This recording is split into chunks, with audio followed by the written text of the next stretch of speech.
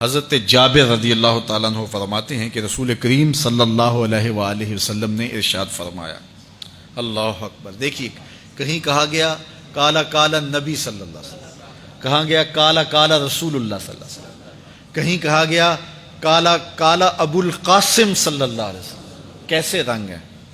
حضرت عائشہ بھی روایت کرتی ہیں حضور کی حدیث، تو کبھی نہیں کہتی کہ کالا کالا زوجی، میرے شوہر نے کہا، وہ بھی کہتے ہیں کالا کالا رسول اللہ، میرے رسول نے کہا۔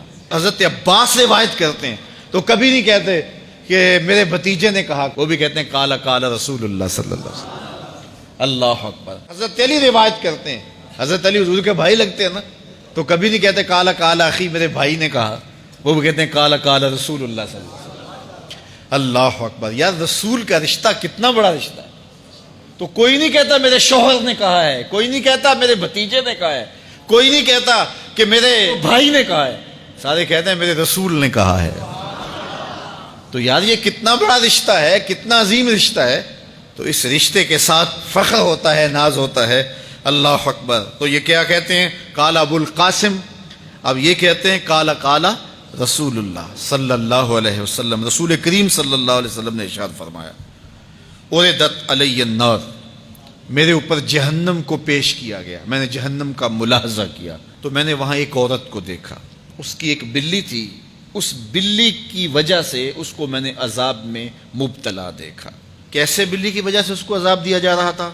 اس نے بلی کو باندھا ہوا تھا، قید کیا ہوا تھا، نہ تو اس کو وہ کوئی دودھ دیتی تھی، کوئی اس کو کھانے کے لیے چیز دیتی تھی، اور نہ ہی اس کو چھوڑتی تھی کہ وہ زمین کے کیڑے مکوڑے کھا کے اپنے پیٹ کی آگ بجھا سکے، یہاں تک کہ وہ بلی بھوک کی وجہ سے مر گئی۔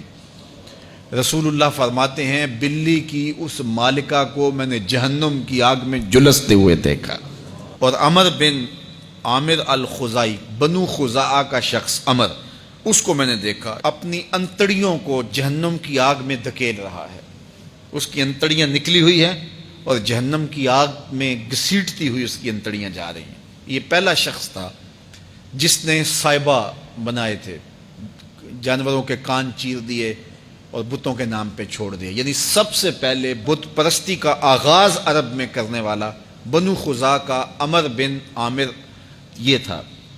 تو اس کو میں نے حضور نے فرمایا دیکھا کہ یہ جہنم کی آگ میں جلس رہا ہے، چونکہ اب جتنے بھی لوگ بت پرستی کریں گے ان سب کا گناہ عمر بن عامر کے نامہ اعمال میں درج ہوگا، ان کو بھی گناہ ملے گا جو بت پرستی کرتے ہیں۔ اور چونکہ ایجاد اس نے کیے تھے، بت اس نے بنائے تھے، تراشے اس نے تھے، پھر اس کے بعد اس نے جانور بتوں کے نام پہ چھوڑے تھے، چڑھاوے چڑھانے کا انداز اختیار کیا تھا، لہٰذا اس کو جو ہے وہ گناہ پہنچتا رہے گا۔ تو کہا میں نے اس کو عذاب میں مبتلا دیکھا۔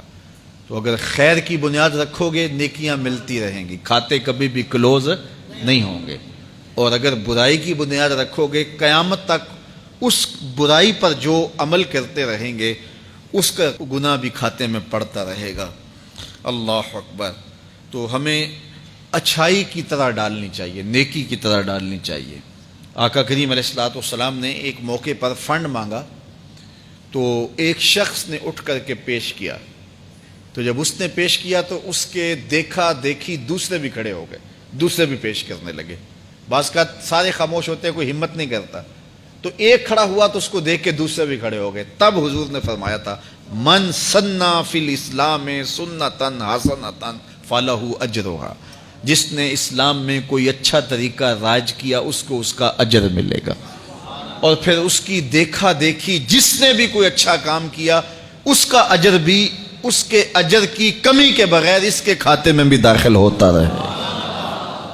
اس لیے نیک، اور میں کئی لوگوں کو جانتا ہوں کہ جو جمعۃ المبارک کے اجتماع میں، پیر کے اجتماع میں لوگوں کو لے کے آتے رہے، کسی وجہ سے وہ خود نہیں آتے لیکن جن کو لے کے آتے رہے وہ اب بھی آ رہے ہیں، تو وہ اگرچہ نہیں آ رہے اور کچھ فوت بھی ہو گئے ہیں، تو جو جن کو لے کر آئے ان کے کھاتے کا ثواب ان کے نامہ اعمال کے کھاتے میں بھی درج ہوتا رہے گا۔ تو اس لیے اچھائی کی طرح ڈالو، نیکی کی طرح ڈالو، اچھائی کی طرف جاؤ۔